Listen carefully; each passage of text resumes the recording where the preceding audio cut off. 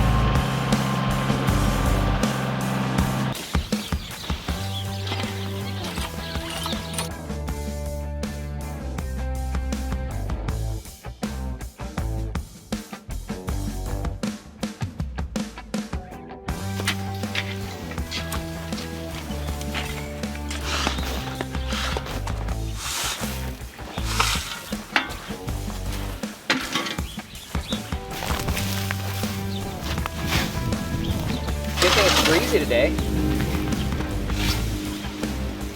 Perfect timing for having to put straw down on a pasture.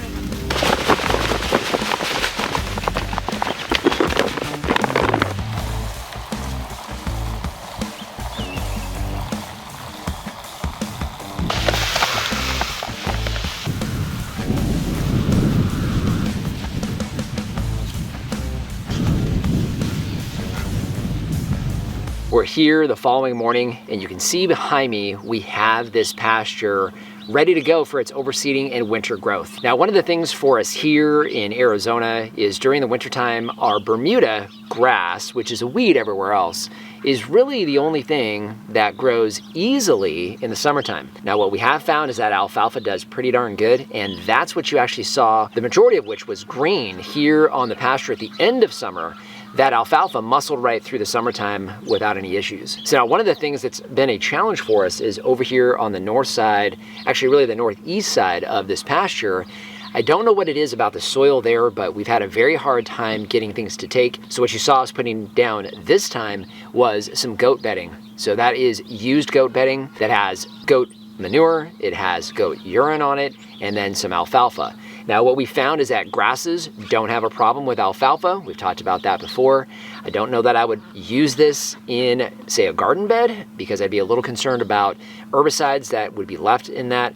However, we have found that grasses don't have a problem, alfalfa being one of those, because we use this in our turkey pasture, and the alfalfa was fine. So we overseeded with a combination of perennial rye, which again is very common for us here during the winter in Arizona, and we also added another layer of alfalfa down on the ground to try to basically boost and expand the alfalfa that grows during the summertime. Leo's like, wait a minute. Oh, outside? I can do this. And Little's just like, whatever.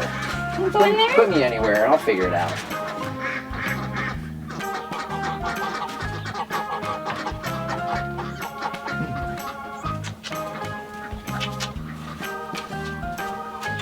No.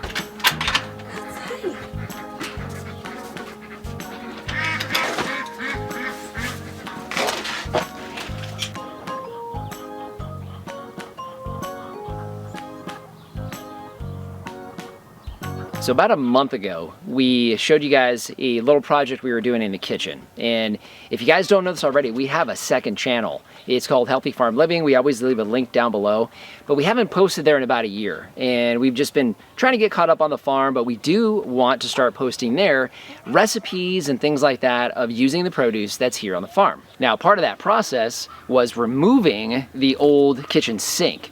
Now, we showed you guys what we were doing temporarily while we didn't have a sink inside the house. That was a lot of fun if you guys haven't been through that before. But we finally got the actual new sink and island installed. Looks beautiful. And what we needed to do was get this guy into its new home.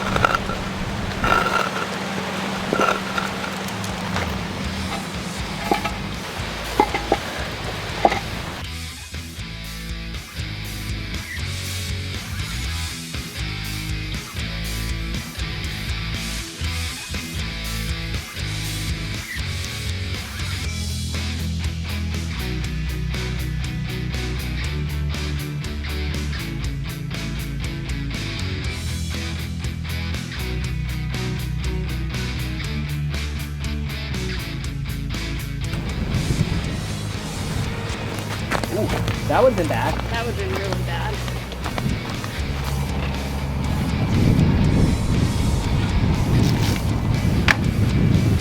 Almost. Yeah? Hey, you know what? For me, that's fun. Oh, yeah.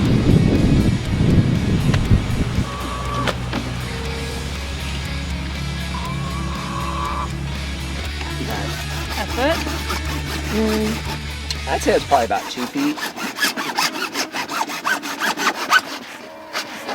is not easy to hold.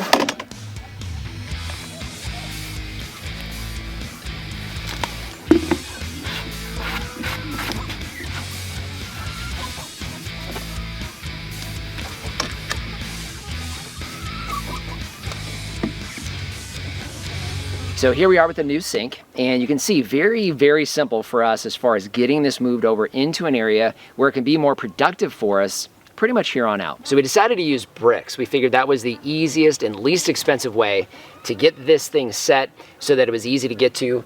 The plumbing underneath, very, very simple as well. This piece was pretty easy to find at Home Depot.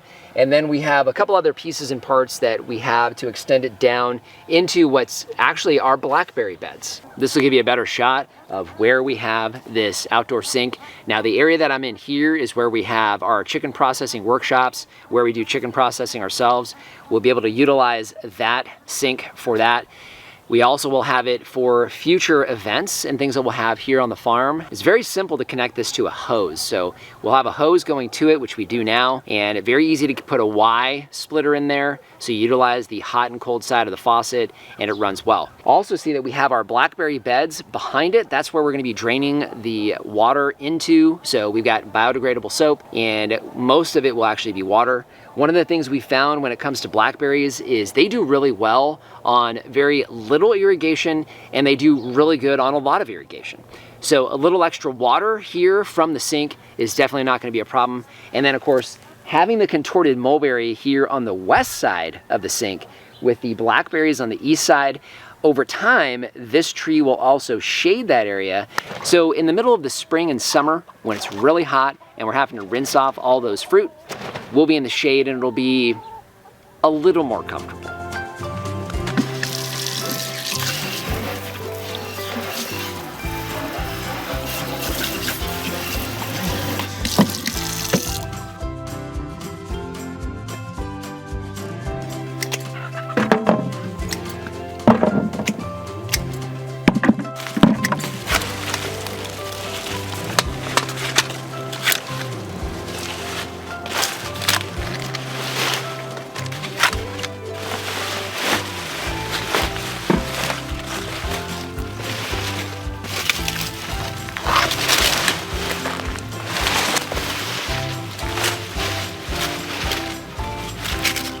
All right, so we took our final harvest of our okra. Now, we were very late in planting this. We planted it about a month and a half ago, so middle of summer.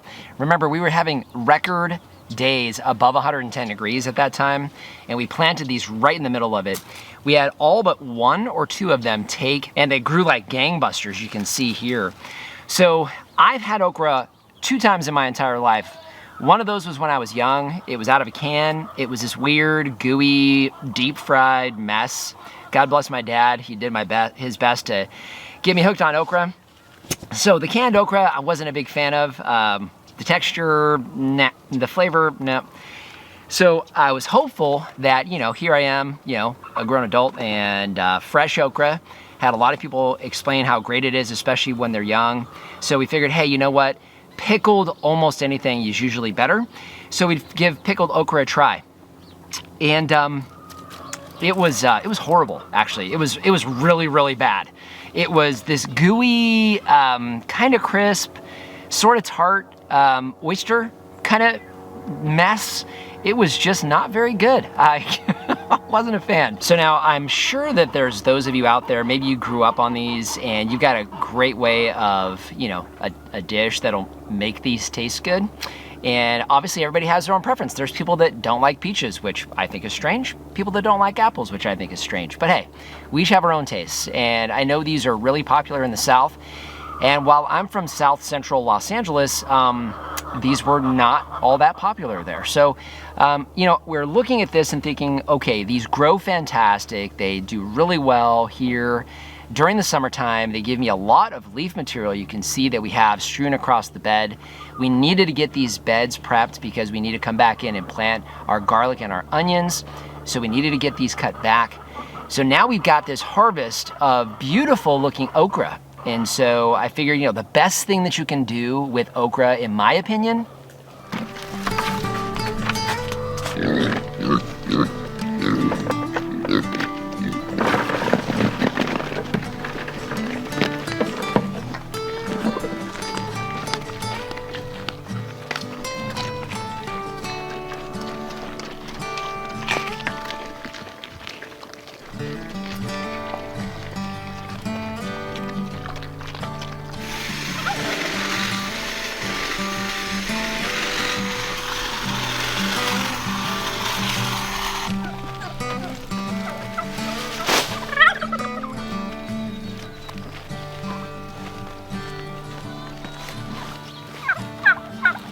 We had a hot one yesterday and a windy one yesterday.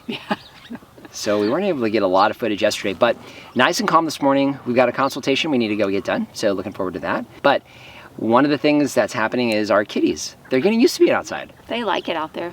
It's like they sunbathe. They do. And I know we were obviously, you more so than me, concerned about them having, not having enough shade, but we were watching Theo basically just bask in the sun right now. Yeah. Yeah. But they're doing good, getting used to being outside. We're looking good, or we're looking forward, I should say, to getting them outside so that they can start taking care of our rodents. That's gonna be nice. So the sweet potatoes are going a little crazy, right? And you were asking me this morning, what were you asking me this morning before the sun came out? I said we needed to get a tool that, like, you know, pruners. So I'm usually over there cutting like one vine at a time. I said we need to get those one big ones that you just slice, you know, so like these huge scissors that are for the gardens. You just kind of go like this. Yeah, they're called hedge trimmers. And so as she's explaining this to me, I'm thinking, you know, I'm pretty sure we have a modern version of that. Let's see if that'll work. And that worked pretty good. To get it worked good, out. yeah. In my mind, I didn't think of that. I thought of the big, huge scissors. Yeah, huge scissors. Let's add some work to it. That's one of the reasons we don't want to be off grid is things like that. Absolutely not. Electricity alone. Electricity is a good thing. You were getting a little upset at me about okra. So you want to clarify something for everyone when it comes to okra? You just need to put me in my place when it comes to okra. I think sometimes, and we know this about you, that you tend to like over embellish sometimes or over exaggerate sometimes. Are you calling me a drama queen? I would say you're more of a drama queen than I am, yes. But I just wanted to be fair as far as the okra. I mean, this is the first time we've grown it. I've never had okra before. You don't want to have okra? And we only tried it the one way of pickling I only tried it the one way of pickling it.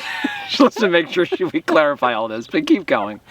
I'm just saying that, you know, you were very, very harsh in judging it, which I'm not saying it didn't not taste good. I didn't say that. Yeah. I just said wow, that was pretty harsh, you know, basically writing it off completely, not trying it and giving it, you know, the benefit of the doubt in other ways to prepare it. So if you have some suggestions on preparing it, that'd be great. So what we really are looking for is we need a recipe for something that tastes like a combination of oysters, canola oil, and broccoli. That's not quite right. Wow, that's a interesting combination there. And knowing how much you love seafood, oh, you're gonna love this okra. I'm looking forward to it. My goodness. So just want to thank you for joining us today. If you haven't done so already, subscribe to the channel. We cover a lot of things here on this newly established functioning farm and would love to see you on a regular basis.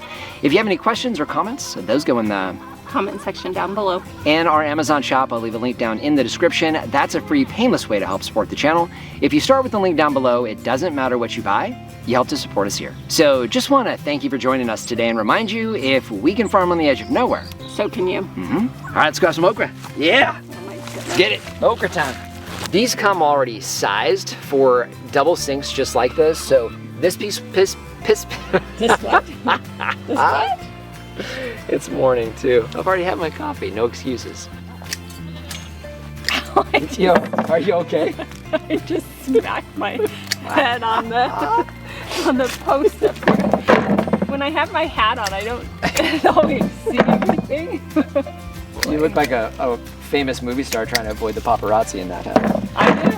Yeah. Believe me, that's not the case. No? You're not a famous movie star? Protect my eyes from the sun. You're gonna adjust the rocks in what? In the thing right here, there's a couple when I sat down that were too pokey and poking me in the butt. None of that. None of that. Stop. Can you slide over? So I can go on more pokey rocks. More? Yep, a little more. little more.